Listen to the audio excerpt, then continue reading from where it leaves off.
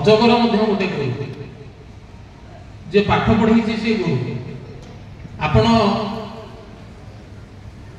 ଯୋଉ ଘର ଆଗରେ ମଧୁମାଳତୀ ଲଗେଇଛନ୍ତି, ଯେ ଲଗେଇଥିବେ ଭାରି ବାସ୍ନା ହେଉଥିବ ଖରାଦିନେ, ସିଏ ବି ଆପଣଙ୍କର ଗୋଟେ ଗୁରୁ। କାରଣ ସିଏ ଆପଣଙ୍କୁ ଶିଖଉଛି ପରୋକ୍ଷରେ ଯେ ତୁ ବାସ, ମୁଁ ଯେମିତି ବାସୁଛି ତୁ ସେମିତି ବାସେ, ତୋ ଯାହା ପାଖରେ ଠିଆ ହବ ସେ ଗନ୍ଧା ନାହିଁ, ସେ ତ ଦୂର ଦୂର ମାରମାର ନ କରୁଛୁ ଟିକେ ବାସେ। ଯୋଉ ଘାସ ଉପରେ ଆମେ ଚାଲି ଯାଉଛେ ସିଏ ବି ଆମକୁ ଶିଖଉଛି ଯେ ତୋ କଅଁଳ ପାଦକୁ କାଟିବ ବୋଲି ମୁଁ ଟିକେ ମୁଣ୍ଡ ନୁଆଇଦେଲି, ତୋ ପାଦକୁ ଆଉଁସି ଦେଲି, ମୁଁ ତଳେ ରହିବି କିନ୍ତୁ ତୁ ମତେ ମୋ ଉପରେ ଚଢ଼ିକିରି ଯା, ତତେ ଟିକେ ମାନେ କଷ୍ଟ ନ ହଉ, ଅନ୍ୟକୁ କଷ୍ଟ ଦେ ନା। ଏ କଥାଟା ମଧ୍ୟ ଗୋଟେ ଗଛର ଘାସ ଆମକୁ ଶିଖଉଛି। ସେମିତି ଆମେ ଜୀବନରେ ଯାହା ଯାହା ହେଇଛେ କିଏ ନା କିଏ ବିଭିନ୍ନ ଭାବରେ ଗୁରୁ ହେଇକିରି ଆମକୁ ଶିଖେଇଛନ୍ତି ଏବଂ ଆମ ଜୀବନକୁ ବଢ଼େଇଛନ୍ତି। ତା ଭିତରେ ବିଶେଷ ଗୁରୁ ହେଉଛନ୍ତି ଏଇ ଗୁରୁ, ସଙ୍ଗୀତ ଗୁରୁ। ପିତାମାତା ପ୍ରଥମ ଗୁରୁ, ଯେ ମନ୍ତ୍ରଦାତା ସେ ଦ୍ୱିତୀୟ ଗୁରୁ, ଯେ ଶିକ୍ଷାଦାତା ସେ ହେଲେ ତୃତୀୟ ଗୁରୁ। ଜୀବନରେ ଆମର 5 ଜଣ ଗୁରୁ, ବିଶେଷ ଗୁରୁଙ୍କ ଭୂମିକା ରହିଛି ଆମ ସମସ୍ତଙ୍କ ଜୀବନରେ। ତାପରେ ଆପଣଙ୍କୁ ଯିଏ ଆଧ୍ୟାତ୍ମିକ ମାର୍ଗକୁ ନେଲେ ସେ ଆଧ୍ୟାତ୍ମ ଗୁରୁ, ଏବଂ ଯିଏ ଆପଣଙ୍କୁ ମୋକ୍ଷ ଏବଂ ମୁକ୍ତିର ମାର୍ଗ ଦେଖେଇଲେ ସେ ଆପଣଙ୍କର ସର୍ବଶ୍ରେଷ୍ଠ ବା ସର୍ବୋତ୍ତମ ଶେଷ ଗୁରୁ। ଏ ଯେଉଁ ଶିକ୍ଷା ଗୁରୁ, ଇଏ ଶିକ୍ଷା ଗୁରୁ ଚୟନ କରିବା ଠିକ ଭାବରେ ଉଚିତ ଏବଂ ସେ ଗୁରୁକୁ ସମ୍ମାନ ଦେବା ମଧ୍ୟ ଠିକ ଭାବେ ଉଚିତ। ଆମେ ବେଳେବେଳେ ଗୁରୁ ଚୟନ କଲାବେଳେ କିଏ ସଙ୍ଗୀତ ଶିଖୁଛି, ସେ କିଏ ନୃତ୍ୟ ଶିଖୁଛି, ଆମେ ବେଳେବେଳେ ଭୁଲ କରି ବସୁ। କ'ଣ ଭୁଲ କରୁ? ମୋ ଛୁଆଟି ଶିଖିବ ତ, ଘର ପାଖରେ ଯେଉଁ ସ୍କୁଲଟି ଅଛି, ଯେଉଁ ଶିକ୍ଷକ ଶିଖାଉଛନ୍ତି ସେଇଠି ଛାଡ଼ିଦେବା, ନବା ଆଣିବା କରିବା ପାଇଁ କିଛି କଷ୍ଟ ପଡ଼ିବନି, ସେ ସାଙ୍ଗେ ସାଙ୍ଗେ ଯିବ ପଳେଇ ଆସିବ। ନାଇଁ, ସେମିତି କରିବା ଉଚିତ ନୁହେଁ। କ'ଣ ପିଲାକୁ ଶିଖାଉଛନ୍ତି ଏବଂ ସେକୁ ଶିଖେଇବାର ଶ୍ରେଷ୍ଠ ଗୁରୁ ମୋ ଆଖପାଖରେ କିଏ ଅଛନ୍ତି ତାଙ୍କୁ ଆଗ ଚୟନ କରିବେ ଏବଂ ତାଙ୍କରି ପାଖକୁ ପିଲାଟି ପଠାଇବେ। ଆପଣମାନଙ୍କ ସମ୍ମୁଖରେ କହିବାରେ ମୋର ଦ୍ୱିଧା ନାହିଁ, କଟକ ସହରରେ ବର୍ତ୍ତମାନ ଓଡ଼ିଶୀ ସଙ୍ଗୀତର ଅନ୍ୟତମ ସର୍ବଶ୍ରେଷ୍ଠ ଗୁରୁ ହେଉଛନ୍ତି ଗୁରୁ ଗୋପୀନାଥ ମହାନ୍ତି। ଏବଂ ଯେଉଁ କଥା କହିଲି, ଯେଉଁ ଗଛଟି ଆଗ ଫଳଉଛି ସିଏ ସମସ୍ତଙ୍କ ଅଗୋଚରରେ ରହି ଫଳଉଛି। 30-40 ବର୍ଷ ଧରି ଆମେ ଦେଖି ଆସୁଛୁ ଗୋପୀନାଥ ମହାନ୍ତିଙ୍କୁ। କେବେ ଆଡ଼ମ୍ବର କରିବା, କେବେ ନିଜ ବିଷୟରେ ପ୍ରଚାର କରିବା, କେବେ ଆଟିଚୁଡ଼ ଦେଖେଇବା, କେବେ ଅହଙ୍କାର କରି ଯିବା ଆସିବା କରିବା, ସେ କଥା ତାଙ୍କର ନାହିଁ।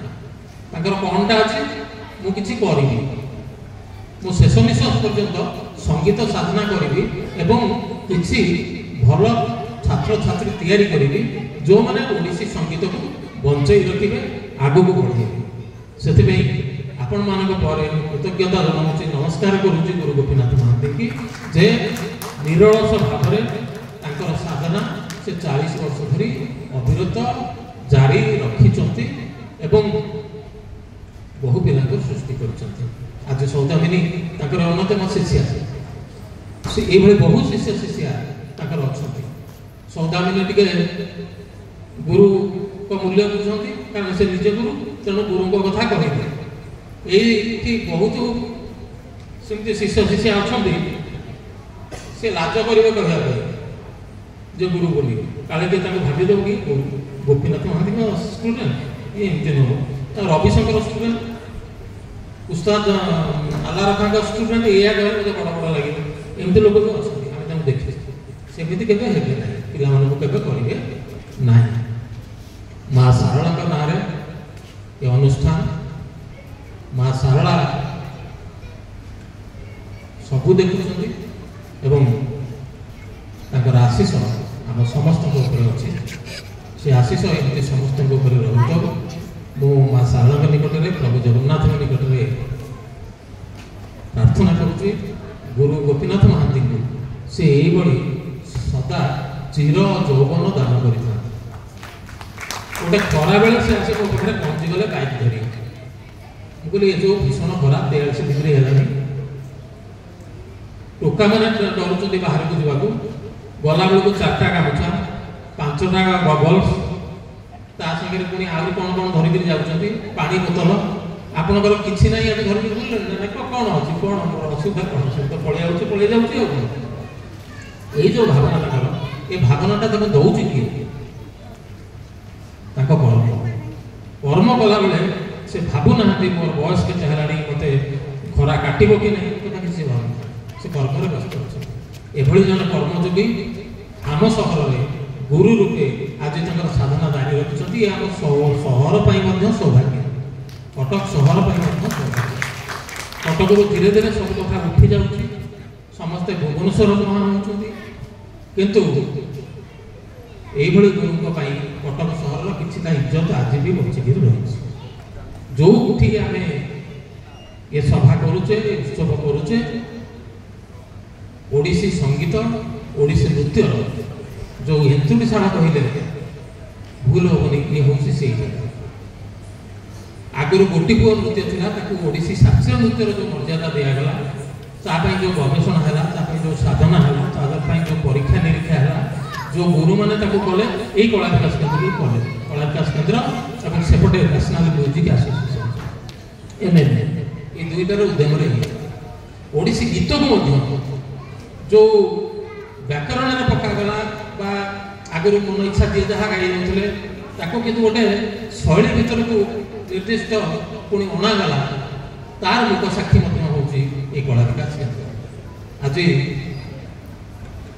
आमर सौभाग्य जे यही स्थान ऐतिह्यपूर्ण स्थान में आम आज समस्ते एकाठी होइचे एवं यही कला विकास केन्द्र जदि ओडिसी संगीतर आधुनिक समय आद्य प्रेरणा होता है ताले गोपीनाथ महादेव होती से ओडिसी संगीतर वर्तमान स्तंभ छाई एवं भरोसा मु धन्यवाद जनाऊँगी मो सान भाई अरुण आम दीज जो थाऊ आम टणा उटरा हो टणा उटरा मैंने माड़गोल नुह कुंडाकुंडी हवा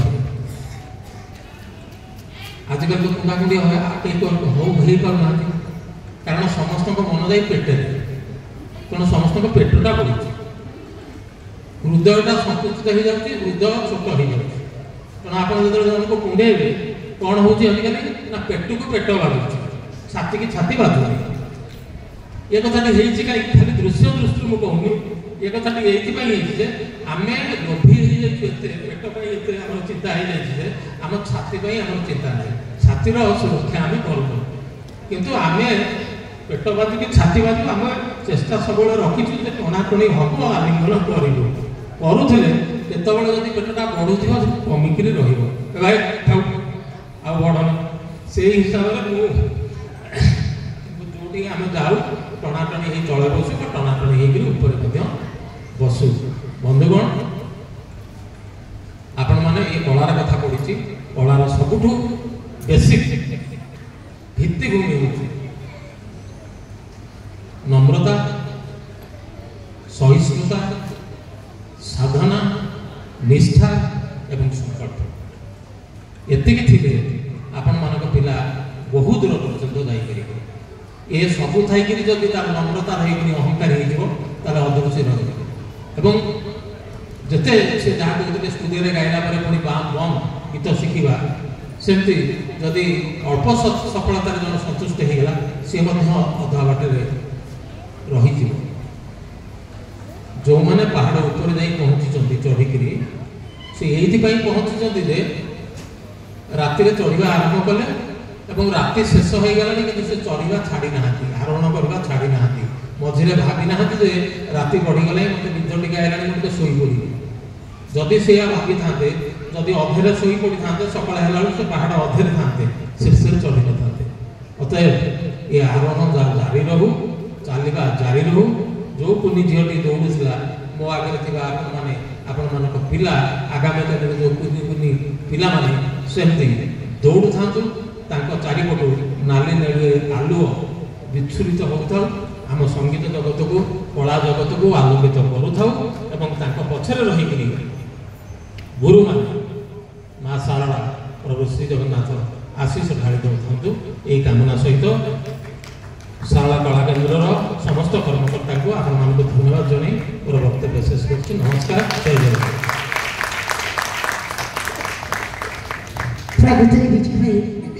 आपणकर सारागर्भक जहाँ उपदेश ମୁଁ ତ କହିବିନି ବକ୍ତବ୍ୟ ଆପଣ ଦେଲେ ଉପଦେଶ ଦେଲେ ସାମ୍ନାରେ ବସିଥିବା ଆମର ପ୍ରକୃତରେ ଯୋଗ୍ୟ ପିତାମାତାଙ୍କୁ ସେମାନେ ଯୋଗ୍ୟ ବୋଲି ତାଙ୍କ ଛୁଆଙ୍କୁ ଆଣିଛନ୍ତି ଆଉ ଶିକ୍ଷାଦାନ କରିବା ପାଇଁ ଗୁରୁଙ୍କ ନିକଟରେ ପହଞ୍ଚି ପାରିଛନ୍ତି।